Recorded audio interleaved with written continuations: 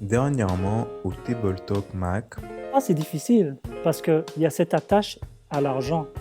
Mais comme je disais au départ, le principe, je pense que ce principe-là, c'est pour briser cet attachement qu'on a à l'argent. Puis ça aide. Ça brise le cœur aussi parfois. Et fait que du coup, c'est ça que si tu devais justement encourager un jeune, c'est ça que tu lui dirais, de faire une expérience avec Dieu. Oui. Mets ton Dieu à l'épreuve. Mets-le à l'épreuve. Mets ton Dieu à l'épreuve et tu vas voir. Des fois, on a l'impression qu'on donne puis on s'appauvrit et au contraire.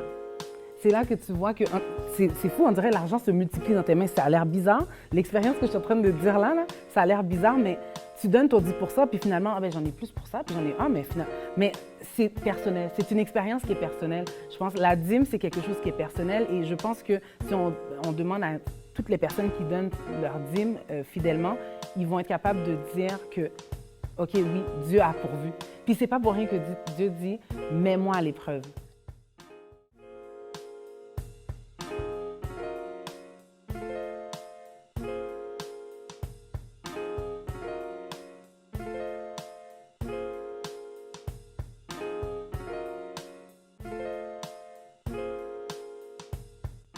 Précédemment, on a parlé de sujets un peu plus théoriques, de principes généraux, l'épargne, l'investissement, vivre en dessous de ses moyens. Maintenant, on va parler de sujets plus pratiques, OK? Et la première question sur laquelle on va se pencher, on risque de passer un petit peu de temps là-dessus. J'aimerais que vous me disiez, est-ce que vous pensez qu'on a un manque d'éducation financière chez les jeunes ou ailleurs?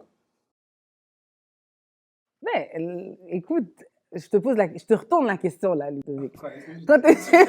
Non, mais je te retourne la question. Quand tu étais à l'école, là, est-ce que tu as eu un cours d'éducation financière?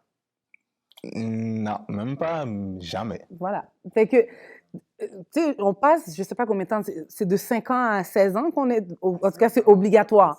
Non, mais, mais c'est de 5 à 16 ans, l'école est obligatoire, tu sais. Mais dans cette éducation obligatoire, il y a zéro, mais zéro, là, à moins que tu me dises que tu as eu des cours d'éducation financière dans... Non, ben c'est ça. Fait que sur les 11 ans qu'on passe à l'école, obligatoire, dans le programme obligatoire qui est, c'est ça, le programme obligatoire, il n'y a pas d'éducation financière qui est faite. Fait que, veux pas, puis en général, à quel âge qu'on commence à travailler, on commence à travailler, c'est quoi, à 16 ans? Donc, c'est ça. Donc, à partir de 16 ans, toi, tu n'as eu aucune éducation financière, tu n'as aucune idée, là. Toi, tout ce que tu sais, c'est que tu sais que tes parents vont travailler, ils ramènent de l'argent, ils payent de la bouffe à la maison, ils payent... Bon, à la limite, tu sais même pas comment la maison est payée. Non, mais tu sais même pas comment la maison est payée, tu sais pas comment l'auto, tu vois l'auto apparaître, tu vois une nouvelle voiture, tu dis, oh wow, merveilleux, il y a une nouvelle voiture. Tu sais pas comment elle est payée, tu sais pas vraiment tout ce que ça implique, tu sais. Fait que lorsque tu as ton premier chèque de paye à 16 ans, par exemple, moi je donne mon exemple, lorsque tu as ton premier chèque de paye à 16 ans, ce qui arrive, c'est que on t'a pas dit quoi faire avec, là. Toi, tout ce que tu sais, c'est oh, j'ai de l'argent maintenant. J'ai de l'argent. Ben, c'est ça. Maintenant, je suis riche. Puis, tu sais, toi, étant plus jeune, la seule chose que nous, on savait faire, c'est quand on arrivait dans un magasin, je ne sais pas pour vous, là, je donne mon exemple, mais quand tu arrives dans un magasin, maman, je veux ça, maman, je veux ça. Fait que toi, tu n'as aucune idée, tu ne connais pas la valeur de l'argent, rien. Ça fait que quand tu arrives avec ton premier chèque de paye à 16 ans, ben, tu as envie de tout dépenser, mais dans plein de niaiseries, là. Fait que là, tu vas avec des vêtements, tu vas acheter à manger comme pas possible. Fait que, fait que tu dépenses, là. Ben, c'est ça. Fait que tu finis par dépenser, mais tu n'as pas nécessairement comme d'objectif. On t'a pas expliqué, en tout cas, je donne mon exemple encore une fois, mais on t'a pas expliqué, tu sais, mettre sur le peut-être 300 $ que tu as fait, là, mets un 50 piastres, mets un 100 piastres de côté. Tu sais, cette habitude d'épargne-là, on ne nous l'a pas apprise, là. Tu sais, puis on ne l'a pas appris ni à l'école, mais communautairement aussi, il y a un manque d'éducation aussi parce que ce côté épargne, ce côté habitude d'épargne, on ne l'a pas non plus. Donc, nos parents n'ont pas nécessairement, puis je donne ça de manière très générale, mais nos parents ne nous ont pas nécessairement dit aussi, mets ton argent de côté, donne ta dîme. Mais tu comprends ce que je veux dire? Donne ta dîme. Ton 10 % c'est important. Mais what about le 5 % pour moi? Mettons que je me mets un petit 5 % de côté pour moi. Donc, cette éducation financière, oui, elle est très manquante, mais c'est à tous les niveaux, que ce soit scolaire ou dans la maison en tant que telle. Donc, oui, cette éducation est manquante, mais je pense que c'est important, tu sais, nous qui maintenant avons peut-être un peu plus de compréhension puis de connaissances par rapport aux finances, ben, d'éduquer les plus jeunes à justement avoir ces habitudes d'épargne, parce que plus tôt tu économises, et mieux c'est, et plus tu arrives à une certaine indépendance financière à un certain âge, plus jeune que 75 ans. Bon, tout le monde veut prendre sa retraite à 50 ans, mais Ouais, ben c'est ça. Ça aussi, liberté quoi, à 50, 45 maintenant. C'est rendu liberté 45 là. Fait que... Mais oui, il y a un manque d'éducation chez les jeunes. qu'est-ce que Boris, Oui, c'est une expérience que tu as vécue aussi? Oui, oui, moi tout à fait, c'est la même chose aussi. Puis c'est pas tout le monde qui a des parents qui savent comment éduquer leurs enfants au niveau des finances, comment économiser, comment investir. Donc si eux-mêmes ils n'ont pas reçu, parce que le manque de ce sujet-là dans les écoles, ça date pas de maintenant là. Même nos parents, ils n'ont jamais reçu ça. Donc s'ils l'ont pas reçu, ils peuvent pas transmettre. Puis C'est vrai, toi, expérience plus personnelle, mon père, il a toujours été très économe. Fait que j'ai un peu pris ça de lui, de toujours essayer de dépenser le moins, mais sans vraiment avoir d'objectif derrière, en fait. Juste économiser pour économiser, mais ton argent, au final, il est là, mais Ouais. Mais il fructifie pas. il fructifie pas. ça. Fait que peut-être, là, on a parlé un peu d'éducation financière et la dimension d'épargner. Tu as parlé d'épargne, mais également aussi l'investissement. À quel âge on vous a parlé d'investissement? Je veux dire, c'est pas un sujet que Ben non, c'est pas un sujet c'est pas un sujet qui est abordé. C'est très nébuleux, en fait. Ouais, Tu sais, c'est ça. généralement, c'est que tu vas à la banque, ou je sais pas, là, où, tu sais, t'as des sous dans ton compte, ou je sais pas, puis là, ton conseiller t'appelle, puis tu te dis, ah, ben, tu sais, ce serait bien de le mettre dans telle affaire, ce serait bien de le mettre dans tel fonds ou dans telle chose. Donc, fait que finalement, c'est pas tant toi qui prends le lead, ou c'est ça, c'est pas toi qui prends le lead d'investir, c'est plutôt, ben, ah, mais tu devrais le mettre dans ça ou dans ça, mais toi, tu n'as aucune idée. On te dit, ah, ça va te donner 2% d'intérêt, ça va te donner 4% d'intérêt. Tu te dis, bon. 0,00. Oui, ça c'est vrai aussi, ou 0, je sais pas combien, mais tu sais, finalement, c'est pas toi qui prends nécessairement le lead et tu n'as pas nécessairement la connaissance plus poussée que ça par rapport aux investissements pour savoir, ben, est-ce que c'est un bon investissement ou pas? Fait que tu sais, on manque beaucoup d'éducation par rapport à ça. Et tu sais, je parle aussi pour moi-même maintenant, j'en connais un peu plus, mais clairement, je ne connais pas tout. Mais il y a quand même des outils là, qui sont présents pour nous aider à comprendre. Ouais, Un peu plus la on finance, va en revenir. D'accord. Mais c'est vraiment la dimension de... En fait, ce que je comprends, c'est que on n'a pas de base, fait qu'on part de zéro souvent. Puis je pense que c'est une fois qu'on voit notre compte en banque à zéro, qu'on se dit, ah, peut-être que je devrais apprendre un peu à mieux gérer mon argent. Fait qu'on va parler de choses un peu plus pratiques. On va parler de budget. Parce qu'on ne peut pas parler de gestion sans budget. C'est quoi un budget? Puis comment... Je me suis souvent fait des budgets, mais j'ai jamais réussi à les respecter. Fait que c'est quoi un budget? Puis comment on fait pour stick to it, pour rester collé à son budget? moi, je dirais qu'un budget, c'est simplement un plan sur qu'est-ce que vous voulez faire avec votre argent. Donc toi, tu prenais ton exemple, tu disais que tu économisais, mais tu faisais rien avec ces économies-là parce que tu n'avais pas de plan, parce que tu n'avais pas de budget. Un budget, c'est quelque chose qui va me donner une vision sur qu'est-ce que je vais faire de mes revenus, combien je vais dépenser, combien je vais économiser, combien je vais investir.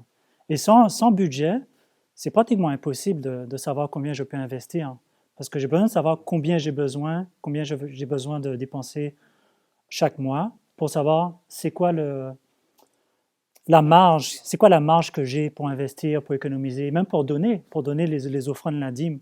C'est pas parce que j'ai 3 000 $ sur mon compte que je peux donner 3 000 $. Sans budget, je ne sais pas combien je peux donner. Mais un budget, ça permet de clarifier. Et puis aussi, il y a beaucoup de personnes qui sont stressées au niveau des finances. Et le fait d'avoir un plan, tu as une vision, ça enlève le stress. Parce que tu sais que quand l'argent va rentrer, je vais payer telle facture, je vais payer telle facture. Tandis que si je n'ai pas de plan, j'aurai toujours cette idée qui me trotte dans la tête, ah, j'ai telle dette, j'ai telle facture. Puis, étant donné que je n'ai pas de vision claire, ça va me créer du stress. Ok, sur ton budget, c'est comme Google Maps. Genre, c'est comme une boussole qui te conduit selon tes objectifs. Exactement. Maintenant, comment tu le fais, puis comment tu tu restes à suivre ton budget? Je peux bien dire, OK, je dois avoir, je sais pas, sur $3 000, je dois dépenser 1000, mais comment vraiment tu restes attaché à cet objectif-là? Ben, c'est important d'avoir un système budgétaire. Ça peut être une feuille Excel ou bien une application sur votre téléphone. Mais il faut que votre budget, il faut que ce soit pas forcément sur papier, mais que ce soit rédigé. Fait que je peux pas juste garder ça dans ma tête puis me dire, OK, j'ai... OK. Parce qu'il y aura trop de transactions sur ton compte, il y a trop de choses qui arrivent dans la vie où tu pourras pas rester concentré sur le plan que tu as fait. Donc, le plus important, c'est de rédiger un budget. Ça peut être sur ton téléphone ou utiliser une application ou autre. Et la deuxième chose la plus importante, c'est de traquer les dépenses.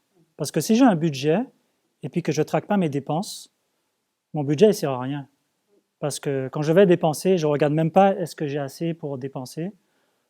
OK, donc budget égale suivre ses dépenses. Ouais, il faut vraiment traquer. Donc, je parlais de système. Moi, j'utilise une application. On a tous des téléphones mobiles. Donc, moi, j'utilise une application qui s'appelle YNAB. YNAB, tu veux dire quoi? C'est YNAB. Puis, c'est un acronyme pour You Need a Budget. OK, tu as besoin d'un budget en français? Puis, exactement, vous avez besoin d'un budget. Puis, ça prône le principe, en fait, de faire un budget jusqu'à zéro. Donc, qu'est-ce que ça veut dire? Ça veut dire que si j'ai un revenu de $2000, avant même de commencer à dépenser ces $2000-là, je vais assigner chaque catégorie de mes dépenses. Je vais mettre peut-être $700 pour mon loyer, je vais mettre peut-être $300 pour les courses. Et donc, ce budget-là va guider mes dépenses. OK, fait que tu as ton $2000, puis tu places tout ton Je argent place jusqu'à ce que tout tu sois jusqu'à ce que zéro. j'ai zéro. OK, fait que Qu'il reste tout zéro. ton argent a une job à faire. Exactement. OK. Puis ce que ça va faire, c'est que lorsque je vais vouloir dépenser, je vais regarder mon budget, donc mon plan. Est-ce que je peux dépenser $400 chez Maxi? Là, je regarde mon budget, je vois qu'il me reste $300. Donc, ça veut dire non. Donc, si jamais il y a une exception, parce que ton budget n'est pas forcément fixe, je vais voir que si je dépense $400, je suis obligé de déplacer $100 d'une autre. Exactement. Et puis là, je réfléchis. Est-ce que je veux vraiment faire ça? Qu'est-ce qui est plus important pour moi? OK, fait que ça t'aide à prioriser, en fait, Exactement. ce que tu veux avoir un budget, si je comprends bien. Exact. Puis tu as amené un bon point aussi. Ton budget, il n'est pas fixe dans le temps. Dans le sens que, tu sais, aujourd'hui, je fais un budget, puis finalement, je l'essaye pendant 2 semaines, là, ou je sais pas, là, pendant 1 mois, je l'ai essayé, puis finalement, ah non, tu sais quoi, comme j'ai finalement dépensé trop dans telle affaire, bien, finalement, réajuste ton budget. Tu sais, ça doit être dynamique dans le temps, puis ça doit vraiment refléter ce que tu dépenses, parce que plus ton budget est réaliste, plus tu vas être capable de le respecter. Moins ton budget est réaliste, moins tu vas être capable de le respecter, parce qu'en bout de ligne, tu vas tout le temps le dépasser. Tu vas toujours comme dépasser dans tes dépenses. Tu vas toujours dépenser plus que qu'est-ce que tu avais budgété. Donc, finalement, ton budget va te servir à rien, tu sais. OK, donc, pour rester attaché à son budget, il faut que son plan, à la base, soit raisonnable. Exact. Prenne en compte, genre, mon style de vie. Genre, mettons, je suis quelqu'un, j'aime bien manger dehors, ben, je dois le budgéter, je dois le mettre dans mon budget pour que, au final, je ne me retrouve pas un peu dépassé par ma dépense. Exact. Je suis quelqu'un qui aime beaucoup le sport, puis j'investis dans le sport, je dois le voir dans mon budget pour que ben, je sais que mon argent, ma catégorie, mettons, sport, ben, elle est un peu plus élevée que ma catégorie sortie.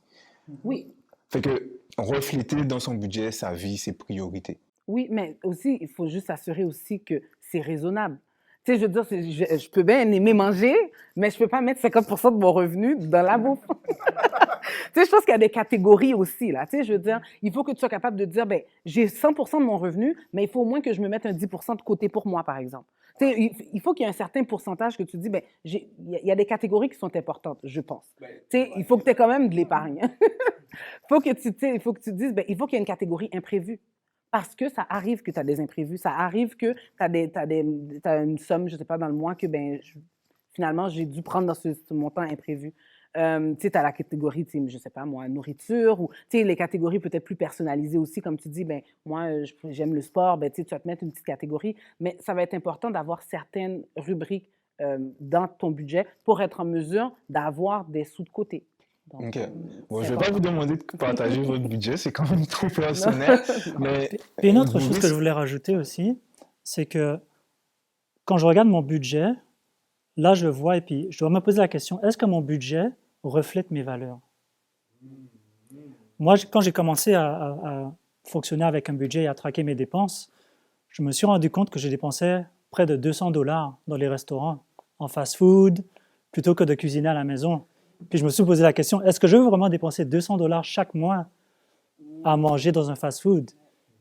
Puis ça force en fait à prendre des décisions Oui, c'est vrai, et à effectivement. économiser. Naturellement, tu vas économiser parce que Naturellement, c'est vrai. tu vas dire non, non, je vais pas dépenser autant d'argent, je vais vraiment, c'est pas ma priorité dans la vie. Donc, je vais faire un effort pour cuisiner à la maison. Sauf en temps de COVID. Parce qu'en temps de COVID, on est très souvent à la maison, là. Tu sais, à un moment donné, tu veux bien faire à manger, mais à un moment donné, ça devient too much, là. Fait qu'en soi, ça t'aide aussi, se dire qu'avoir un budget, ça t'aide aussi à changer tes habitudes de vie, alors. Bien sûr. C'est l'objectif même. Je pense que c'est même l'objectif parce que tu sais, tu fais ton budget, puis comme tu donnes ton exemple, puis je reprends ton exemple, je mange dehors tout le temps. Ben, c'est pas nécessairement bon, un, pour la ligne, mais deux, c'est pas bon non plus pour tes poches parce que tu sais, ça te coûte plus cher d'acheter à l'extérieur une nourriture comme déjà préfaite pour toi, alors que toi, si tu achètes les mêmes ingrédients raw puis tu le fais toi-même de la maison, ben, ça te coûtera déjà moins cher, tu es capable d'avoir plus de repas. Donc, tu sais, ça t'aide à changer tes habitudes de vie définitivement, là. Ok, ok. Ben, bon, on a fait le tour pour cette question-là. Ben, merci pour vos réponses. On va continuer avec un sujet un peu plus... Ben, on va parler d'institutions financières. Est-ce qu'on peut faire confiance à 100%? Ouais, pour 100%, je ne sais pas, mais est-ce que vous pensez que les informations que les institutions financières véhiculent sont dignes de confiance? Par exemple, Ben, vos banques, disons. Je sais que dans certaines communautés, il y a un peu une réticence à faire confiance. Qu'est-ce que vous en pensez? ben, nos institutions financières sont quand même à la base régies par un organisme, tu sais. Fait qu'il y a une certaine rigueur, si je peux dire, dans l'information de un, sur le fait que, vu que c'est eux autres qui gardent notre argent, c'est eux autres qui gardent notre argent, donc ils sont régis par certaines règles à la base. Fait que ne pas leur faire confiance, on peut, mais tu vas mettre ton argent où? Sous ton matelas?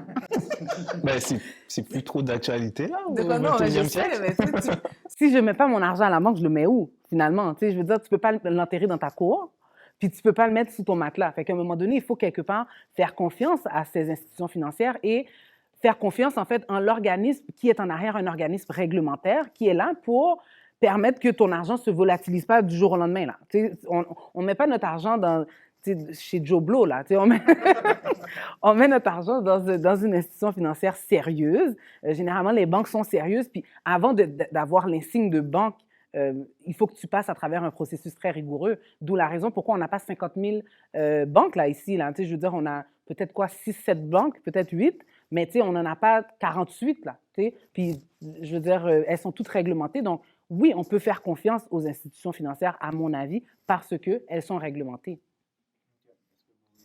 Oui, je suis d'accord avec... OK, OK. Mais et puis maintenant, comment on parle, maintenant qu'on fait confiance à nos institutions financières, comment choisir un conseiller financier? Je veux dire, c'est quoi qu'on doit rechercher? Comment on fait pour savoir que lui, ce sera un bon conseiller financier, elle, ce sera une bonne conseillère financière? Mais, tu veux y aller? Non, mais en fait, ça va revenir au même principe que je fais confiance à la banque. Donc, je fais confiance aux gens qui embauchent. Tu sais. Mais on s'entend que j'avoue qu'on a entendu des histoires très bizarres dans le passé de personnes qui sont finalement parties avec les sous des gens ou qui ont détourné des fonds. Je suis d'accord. Mais je me dis, à la base, une institution financière sérieuse qui est régie par un organisme réglementaire sérieux engage des employés sérieux. Ça, c'est égal, égal, égal. Tu sais, A plus B égale C. Tu sais. Mais c'est sûr qu'au-delà de ça, partant du principe que la personne qui me sert ou le conseiller qui est à la banque, par exemple, ou le conseiller qui est dans une certaine institution financière est sérieux, il y a aussi le fait que, est-ce que cette personne-là rejoint mes valeurs? Ça fait bizarre à dire, là, mais est-ce que cette personne-là, quand je lui parle, j'ai un fit avec? Est-ce qu'il comprend mon objectif financier? Est-ce qu'il comprend où je veux m'en aller? Comment il me conseille? Tu sais, c'est plus une question de fit, je pense, par la suite, mais à la base, lorsque tu contactes un conseiller, c'est sûr que la personne est sérieuse, tu sais, à la base. Puis après ça, c'est vraiment une question de fit, là, je pense, puis d'objectif. Maintenant, il n'y a pas seulement les conseillers financiers là, qui sont les conseillers à la banque, qui sont des personnes ressources. Il y a d'autres personnes. Je veux dire, tu peux contacter, il y a un comptable qui peut t'aider. Tu peux avoir un planificateur financier, bon, bien qu'ils sont généralement reliés aux banques, qui sont attachés aux banques, mais un planificateur financier peut très bien t'outiller et te guider à avoir à atteindre ton objectif d'indépendance financière, par exemple. Donc, Excuse-moi, mais non, le truc, c'est que là, tu parles de planificateur oui, financier, de oui, comptable, de oui. conseiller financier, mais du coup, comment tu fais pour savoir qu'est-ce que tu as besoin? Parce que on parle de finances, puis c'est large, mais comment tu fais pour savoir que j'ai besoin d'un conseiller financier, puis pas d'un planificateur?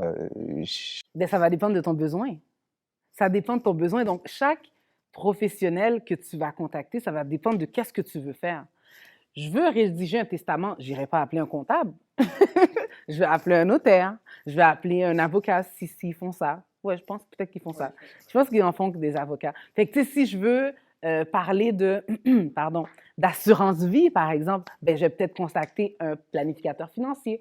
Donc, tu sais, je sais pas, moi, je veux faire mes impôts, ben, je vais aller peut-être contacter un comptable. Donc, tu sais, ça dépend de ce que tu as besoin, du besoin que tu as, en fait.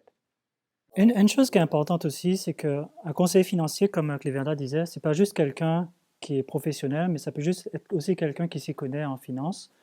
Peut-être même dans votre entourage, vous connaissez déjà des gens qui sont très bons en finance ou qui gèrent bien leurs finances, ils peuvent vous aider. Puis une des qualités, c'est que un conseiller financier doit vouloir vous enseigner, donc vous éduquer pour que vous puissiez vous-même prendre la décision. Le but d'un conseiller financier, c'est pas de prendre la décision pour vous dire investis dans telle chose ou fais telle chose. Le but, c'est vraiment qu'il nous enseigne. Qui nous accompagne, en fait. Exactement, qui nous explique. Donc, si votre conseiller financier n'est pas quelqu'un qui explique facilement ou que vous ne progressez pas dans votre connaissance des finances, c'est mieux de chercher un autre, quelqu'un qui va expliquer mieux et qui va vous permettre de... Mais tu vois, moi, j'ai une bémol avec ce que tu es en train de dire parce que, tu sais, oui, c'est vrai, des fois, on connaît des gens qui s'y connaissent en finance. Là, il y a toujours quelqu'un dans notre entourage qui est comme, ouais, tu sais, moi, je me connais bien en finance et tout. Il y a toujours des gens qui ne s'y connaissent pas vraiment, mais qui disent qu'ils s'y connaissent. Mais c'est ça que je te dis, c'est que des fois, il y a des personnes, puis tu sais, je suis tout à fait d'accord avec toi, il y a des personnes que vraiment, tu sais, ils ont une saine gestion financière, mais tu sais pas. Tu sais, je veux dire, tu me vois là, tu connais pas mes finances là. Tu peux voir n'importe qui. Tu connais pas les finances de la personne que tu côtoies. Tu sais, il y a de très beaux parleurs. Puis, tu sais, très souvent, il y a des personnes qui se sont faites flouer dans le passé, justement à cause de ces conseils financiers-là, de ces personnes qui leur ont conseillé d'aller faire telle chose, investis ton argent dans telle chose, investis ton argent dans telle chose. Mais tu sais, je pense qu'il faut faire attention aussi et avoir peut-être un jugement aussi, de juger, de regarder, tu sais, OK, oui, la personne, c'est vrai, elle roule dans une super belle voiture, mais je sais pas, moi, je sais pas. C'est vraiment juste de juger la personne un peu, parce que c'est quand même nos finances, on travaille très fort pour notre argent. Fait qu'on veut pas le dépenser pour rien ou le dépenser, ou faire quelqu'un d'autre le dépenser super mal pour nous, là, tu sais. Fait qu'il faut faire quand même, il y a quand même une bémol. Oui, je suis d'accord, mais... Pas prendre pour argent comptant le conseil que tout le monde... Exactement, parce qu'il y a beaucoup de YouTube aussi, là, tu sais. Il y a je sais pas, là... On est dans l'ère de comme, tu sais, des réseaux sociaux, du YouTube, puis que, ben, tu sais, moi, je m'en vais sur Internet, puis là, j'ai entendu un gars qui m'a dit d'investir dans, je sais pas, telle action. OK, ouais, mais basé sur quoi? C'est basé sur quoi? Donc, tu sais, c'est de faire attention aussi. Il y a beaucoup de personnes qui sont c'est ça, des experts. C'est très important ce qu'elle dit aussi. C'est ce que je disais de comprendre, en fait. Quand on fait un investissement, il faut comprendre dans quoi on investit, comment ça fonctionne, quels sont les risques, comment je peux perdre mon argent, comment je peux gagner de l'argent. Donc, si on ne comprend pas l'investissement, il ne faut pas investir. Il ne faut pas juste écouter quelqu'un qui dit. Il faut comprendre à 100% l'investissement et puis les risques. Fait que le conseiller financier, c'est ça, c'est de t'expliquer, de t'éduquer, d'accompagner, puis pas de te dire, OK, tu devrais faire ça, tu devrais faire ça. Ben, en fait, la personne, quand elle te conseille, elle te dit, tu devrais. Maintenant, c'est à toi de décider. Ouais. Et ça aussi, c'est un red flag. Si tu vois que la personne te pousse, là, comme te force, quasiment te pousse dans le dos pour, fais ça, pose-toi des questions. Pose-toi des questions parce que c'est à toi. En bout de ligne, tu sais, la personne peut te conseiller, mais la décision finale, elle te revient à toi. Fait que si tu vois, ça, c'est des red flags. Quelqu'un qui te pousse à faire telle chose, Non, c'est comme, prends un step back. Et lorsqu'une personne t'explique aussi, tu sais, les finances ou t'explique un investissement, puis tu comprends pas trop, tu es comme pas sûr de... Si tu comprends pas, step back. Just take a step back. C'est pas... c'est mieux de faire ça comme ça. Et puis maintenant, si on parle si on parle un peu plus de carte de crédit, je pense que c'est tellement facile d'avoir une carte de crédit, on nous les envoie dans nos boîtes aux lettres, même parfois on les a pas C'est ton demandées. welcome quand tu as 18 ans, là. C'est ton cadeau de welcome. Bienvenue chez les grands. Puis on me donne une carte de crédit, puis avec, mettons, un plafond à 1000 $. Je suis comme, ouais, c'est la belle vie.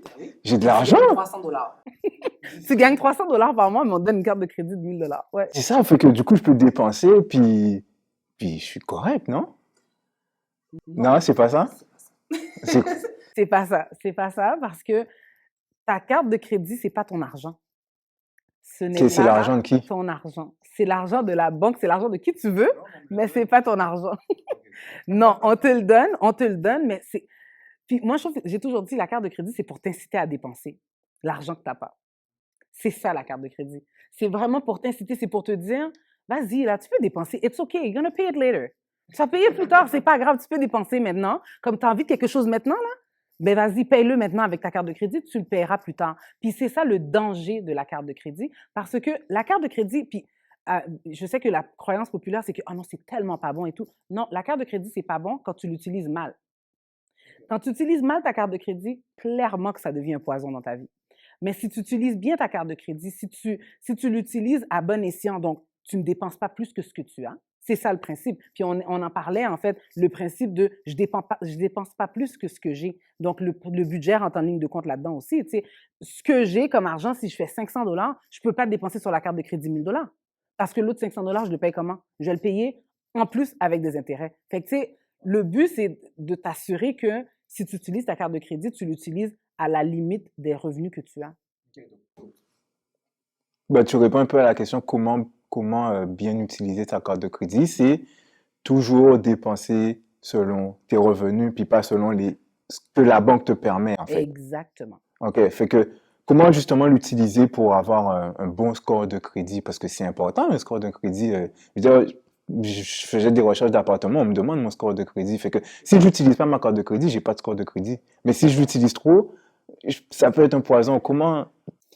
Je vais rajouter sur quelque chose que Cléverda a dit, c'est qu'elle dit que tu dois dépenser en fonction de tes revenus. Donc, il ne faut pas dépenser plus que ce que tu gagnes sur ta carte de crédit.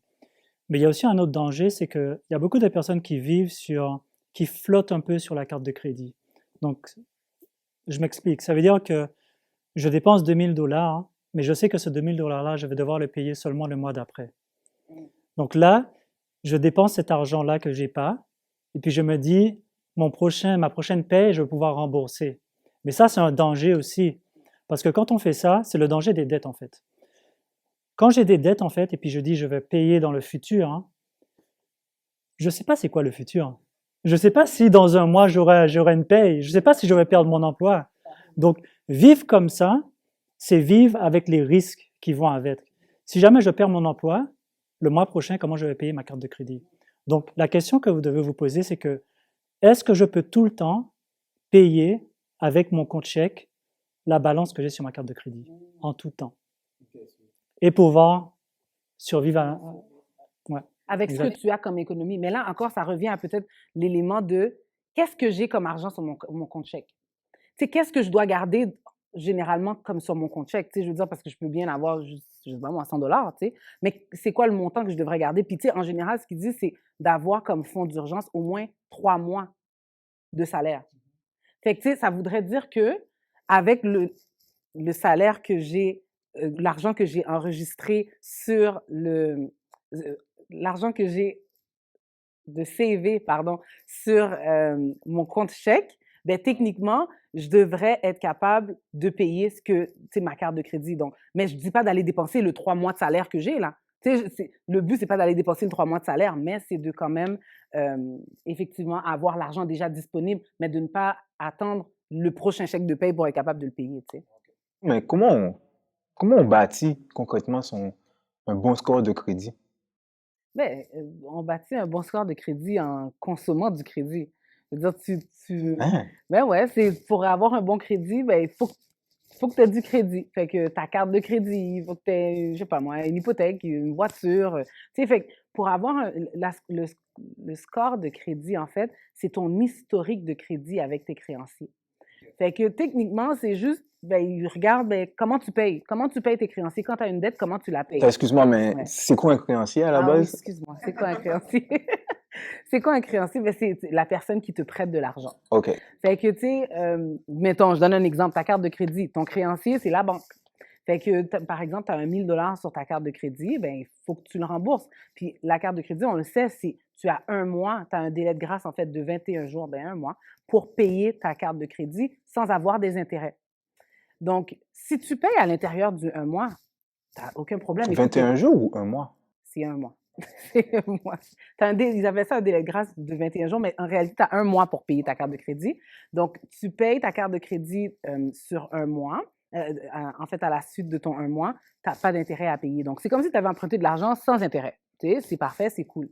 Là où il y a le danger, où il y a le danger, en fait, c'est vraiment quand tu dépasses le un mois. Fait que, tu sais, c'est sûr que bâtir ton crédit, c'est en utilisant du crédit, mais c'est en l'utilisant de manière responsable et de manière, tu sais, il faut que ce soit responsable, mais aussi que tu sois capable de le gérer. Tu sais, il faut que tu le gères, là. Il faut gérer ton crédit, là. Tu sais, si tu utilises 1 000 $, ben, assure-toi que le 1 000 $, tu l'as quelque part. Dépense pas l'argent que tu n'as pas.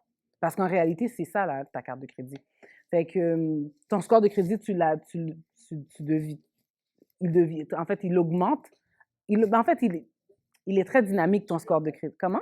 Ça fluctue. Il est très dynamique, ça fluctue dans le temps. Donc, tu sais, tu peux avoir un score de crédit qui est bas aujourd'hui. Ça ne veut pas dire que c'est fini, c'est foutu, ta vie est finie, là.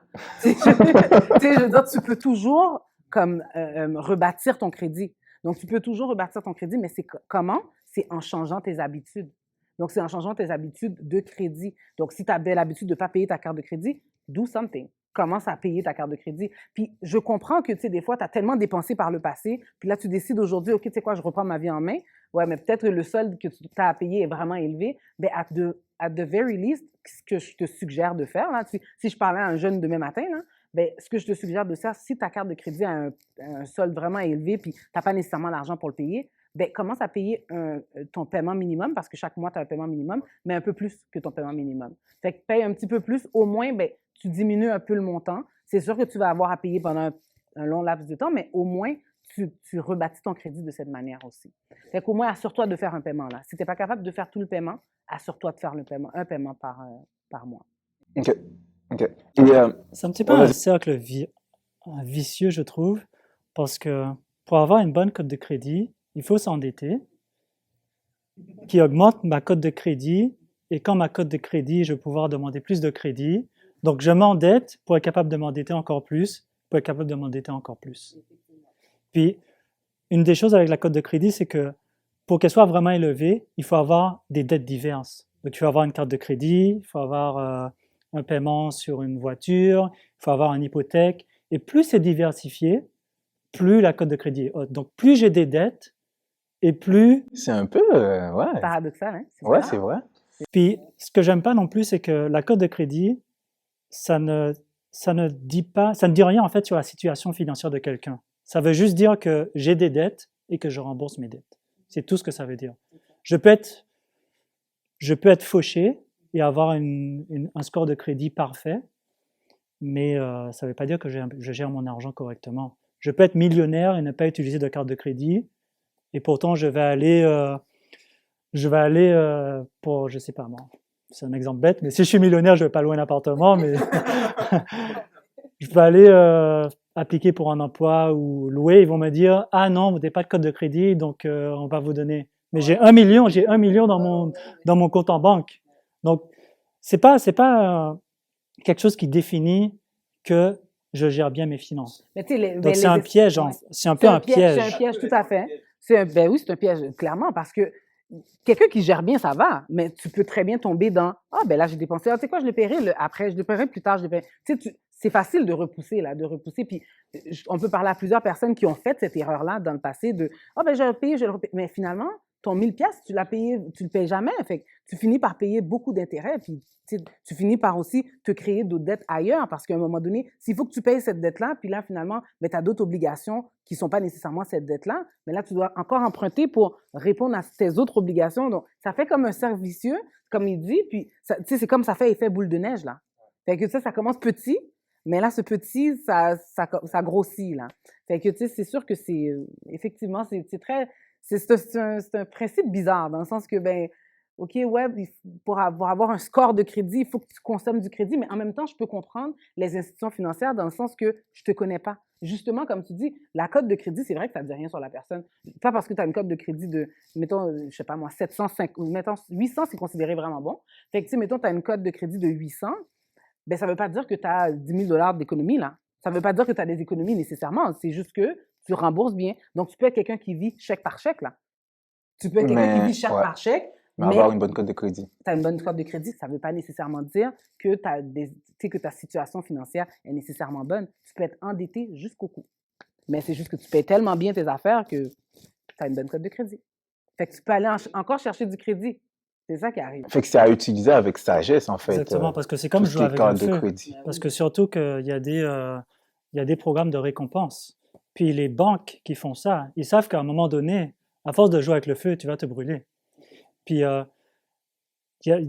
les récompenses dont je parlais, c'est quelque chose de psychologique. Je sais que si j'achète quelque chose, j'aurai 1% ou 2% de retour. Donc, notre cerveau, il va dire « Ah, ben c'est pas si grave parce que quand je dépense, en fait, j'aurai des récompenses. » Mais plus je dépense, moins j'aurai d'argent. C'est pas le 1% de retour qui vont... Je fais plus d'économies en ne faisant pas un achat qu'en faisant un achat avec 1% de retour. Et tu as quand même dépensé 99%. Exactement. C'est comme... moi, je dirais, le conseil que j'aurais donné, c'est que si vous avez des problèmes à gérer vos finances, c'est mieux de mettre, et vous voulez avoir une cote de crédit, c'est mieux de mettre juste une facture là-dessus, mettons votre téléphone, puis vous la payez chaque mois. Et puis au jour le jour, vous fonctionnez avec une carte de débit. C'est plus safe parce que en utilisant mon compte chèque et une carte de débit, je ne peux pas avoir de dette. Parce que la carte de débit, c'est vraiment l'argent que j'ai. Puis sans dette, pas d'intérêt, pas de surprise, pas de stress. Puis de meilleures nuits de sommeil.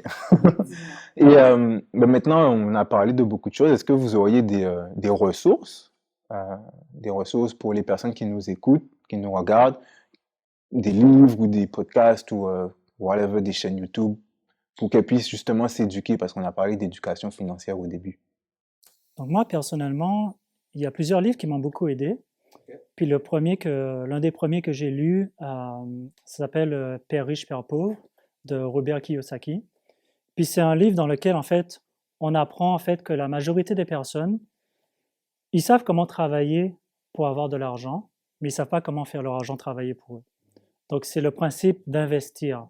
Donc c'est un principe que, au lieu de travailler pour un chèque de paye, la façon la plus efficace, c'est d'avoir son propre business et de faire notre argent travailler pour nous. Donc d'investir soit dans la bourse, ou soit d'avoir une compagnie, où je suis payé par rapport à la valeur de mon travail et non par rapport au nombre d'heures que je travaille là-dessus. Ok, fait que Père riche, Père pauvre. Okay. Père riche, Père pauvre. Un autre livre, ça s'appelle, je ne sais pas s'il y a une traduction française, mais ça s'appelle Total Money Makeover de Dave Ramsey. C'est une personnalité qui est assez connue dans le domaine des finances, où lui, il montre vraiment, c'est vraiment un plan de comment gérer ses finances. Donc, faire un budget, ce dont on a parlé, éviter les dettes, comment investir. Comment? Sortir des dettes aussi, parce que parfois on les a, on doit faire quelque chose avec. Là. Puis aussi, il explique, ce que j'aime bien avec sa philosophie, c'est qu'il explique le danger et le risque des dettes. Parce que souvent, on pense, on va emprunter et puis on va juste rembourser. Mais comme je disais tantôt, on n'est pas Dieu. Notre vie peut s'arrêter juste comme ça. On est juste Tomber malade. Exactement. Le lendemain n'est pas promis. Donc, quand on fait des plans basés sur les dettes, justement, en disant ça, je pense au verset qui dit, vous dites, l'année prochaine, je vais aller dans telle ville, je vais faire des business, je vais faire de l'argent. Et ça, c'est pas sage, bibliquement parlant. Donc, on doit dépenser seulement l'argent qu'on a.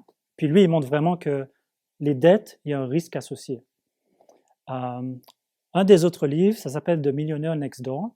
J'ai oublié l'auteur, mais dans ce livre-là, en fait, il défait le mythe de les gens qui ont de l'argent, c'est les gens qui dépensent beaucoup d'argent. Donc, ce qu'on voit à la télé, on voit les gens qui roulent dans des belles voitures, on voit les millionnaires, on voit les joueurs de NBA et tout ça. Ça, c'est comme un mensonge. La réalité, c'est que la majorité des millionnaires, ce sont des gens qui vivent comme toi et moi, qui sont très modestes, qui achètent des voitures d'occasion. C'est pas des gens qui dépensent en achetant des voitures de luxe. Ils se font pas voir forcément. Alors. Exactement. Ce sont des gens qui sont invisibles. Puis il y a une étude qu'ils ont faite, puis ce livre parle beaucoup de statistiques, qui montre les statistiques, le nombre de millionnaires aux États-Unis, combien ont un salaire de plus de 100 000 $. Puis c'est très peu. C'est très, très peu. Ce qu'on voit à la télé, c'est juste un faible pourcentage, c'est l'exception. Et puis nous, on a l'impression que... Oui, que c'est la règle. Exactement, que c'est comme ça. Quand on est millionnaire, on doit dépenser, on doit se montrer. Mais c'est pas comme ça. Ok, donc. C'est pas la réalité. Est-ce que tu es millionnaire, Boris? Moi, je ne suis pas millionnaire. Mais c'est pour ça que je m'éduque avec des personnes qui sont millionnaires, Not yet. qui Ça. peuvent m'enseigner justement comment ils sont arrivés là. Sans te faire voir. Exact. Puis tu sais, il y a un autre point. C'est pas combien tu fais. C'est comment tu gères ton argent, en fait. Quelqu'un qui fait 40 000 par année peut très bien avoir une meilleure gestion financière qu'un millionnaire. Parce que, tu sais, des fois, quand tu as beaucoup d'argent, c'est comme si ça vient avec je dépense, alors que non, c'est pas ça. Le but, c'est pas, tu sais, une personne peut faire 1 million, je peux faire 1 million, tu fais 1 million, puis moi, j'ai en économie 500 000, toi, tu en as 0. Parce que tu as un lifestyle, tu as un style de vie qui fait en sorte qu'il ne te reste plus rien dans tes poches. Dans le fond, ce n'est pas combien tu fais, c'est combien qui te reste. C'est ça le plus important. Exactement. Puis il y a même une autre statistique que je me rappelle, c'est que ça m'avait choqué parce que on pense que les gens qui ont les plus bas revenus, ce sont les gens qui ont le plus de dettes. Alors que l'étude montrait en fait que plus tu gagnes de l'argent, les gens qui ont le plus de dettes, ce sont les gens qui sont au-dessus de 100 000 $ par année. Donc, plus on a de l'argent, plus on a la possibilité de s'endetter. Puis ils ont vu en fait que ton revenu ne dicte pas combien de dettes tu vas avoir. C'est vraiment ton caractère avec l'argent, comment tu gères et puis ta gestion en fait. Okay, donc tu nous as présenté 3 livres. Est-ce que il y en a d'autres? Ça, c'est vraiment plus qu'est-ce qui est tangible des livres que tu peux consulter et tout, acheter. Mais il y a aussi beaucoup de ressources qui se retrouvent sur Internet, en fait. On est à l'ère beaucoup de la technologie, puis à l'ère des réseaux sociaux. Bien sûr, il y a des bémols aussi, il faut faire attention. C'est pas tout ce qu'on voit sur Internet, c'est ça, on en a parlé, donc c'est pas tout ce qu'on voit, tu sais, les YouTube de ce monde, les pages Instagram qui existent et tout. Il faut pas juste se baser sur ça. Puis je pense aussi, qu'est-ce qui est important, puis c'est bien que Boris ait présenté ces 3 livres-là, en fait, parce que quand tu apprends quelque chose ou quand tu lis sur quelque chose, c'est bien d'avoir différentes visions, différents points de vue. Parce que tu ne peux pas juste lire un seul auteur. Parce que tu lis un seul auteur, il va t'amener vers une seule direction. Il faut que pour avoir un esprit critique, il faut être capable de regarder plusieurs sources, plusieurs auteurs qui disent des choses des fois un peu différentes. Et après ça, tu peux te faire une idée, tu peux avoir un esprit critique par rapport à un sujet particulier. Fait que tu sais, c'est sûr que moi, je lis quelques livres tangibles, mais aussi je regarde beaucoup il y a beaucoup de podcasts qui sont donnés, il y a beaucoup tu sais, même les banques aussi, des fois, il y a des articles qui sont publiés par rapport à des sujets particuliers. Donc, tu peux lire, tu sais, des fois aussi, lorsque tu vas sur ton compte en banque, généralement, ben, tu sais, il y a des liens sur les côtés, tu sais, des liens que tu peux cliquer, puis tu lis, puis c'est peut-être des fois un peu plus light, plus léger, mais au moins, ça te donne certains réflexes par rapport à certains sujets. OK. Si on parle aussi de chaînes YouTube, Dave Ramsey, dont je parlais tantôt, il a une chaîne YouTube où il a une émission que je trouve très intéressante. En live, il y a des personnes qui appellent, puis en fait, ils conseillent ces personnes-là en live. Ils leur disent, selon leur situation, qu'est-ce qu'ils devraient faire pour améliorer leurs finances. Puis des fois, tu vois qu'il y a des gens qui sont dans ta situation. Donc, ça te donne beaucoup de motivation parce que tu vois, oh, telle personne arrive avec ce salaire-là, arrive à payer cash pour son auto. C'est comme, wow, j'ai jamais vu quelqu'un qui paye cash pour son auto. Il y a des personnes qui achètent leur maison, qui payent cash pour une maison. Donc là, ça motive et puis ça te montre qu'en fait, si tu gères bien tes finances, tu peux vraiment acheter une voiture cash, tu peux vraiment acheter une maison cash. C'est pas quelque chose qui est impossible parce qu'il y a des gens qui le font. Ah oui, puis Puis, c'est ça qu'on disait tantôt. Ça encourage. Mais oui, puis c'est ça qu'on disait tantôt, tu sais, avoir une éducation financière très jeune, ça fait que tu as des bonnes habitudes jeunes, puis tu accumules un peu plus d'argent plus rapidement. Fait que peut-être que tu peux arriver à acheter une maison aussi, là, avec justement ces sous-là. Et si tu commences à 16 ans, là, le premier chèque de paie que tu as de 300 $, tu mets 100 $ de côté, ben, à un moment donné, ce 100 $ va faire son chemin, et puis tu vas arriver, je sais pas, moi, à 100 000, tu vas être capable de t'acheter ta maison, je sais pas. Ok, génial, génial, génial. Vous avez partagé beaucoup de... Bon, on a parlé beaucoup de choses. On a parlé d'éducation financière, de budget, faire son budget, comment le faire, comment rester attaché à son budget pour le suivre vraiment. On a parlé de quoi d'autre? Ben, des professionnels qu'on peut contacter. C'est ça, des professionnels qu'on les peut ouvrages. contacter selon les situations, selon les besoins. Fait que je pense on va s'arrêter ici pour la discussion. Une chose qui me vient en tête, c'est que dans toutes nos discussions, on a beaucoup, ça s'adressait à une personne seule. Fait que je pense que ce serait bien de réfléchir, d'avoir une réflexion aussi autour de quand on est en couple. Donc, je vais vous laisser sur cela et je vous dis à la prochaine.